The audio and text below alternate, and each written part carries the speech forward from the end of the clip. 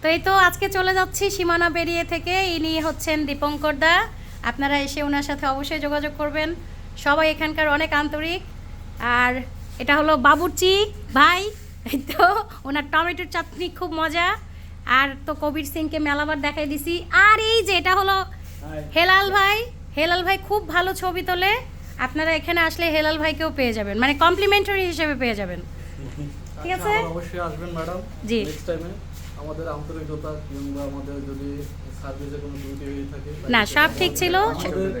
আমাদের কোনো dining section হোক, রুমের সেকশন, যে কোনো ব্যাপারে যদি কোনো আরো ডেভেলপ করা লাগে, না সব ঠিক ছিল, সব ঠিক ছিল।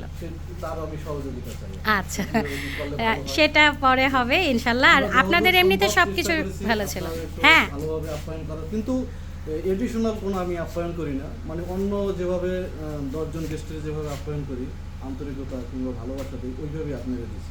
জি জি, না আমার খুব ভালো লাগছে, থ্যাংক ইউ। চেষ্টা করছি হ্যাঁ, ভালো করার জন্য। জি, দোয়া রাখবেন। জি, আপনারাও ভালো থাকবেন। হ্যাঁ, আবার আসবেন। তাহলে আসি, আল্লাহ হাফেজ। একদম।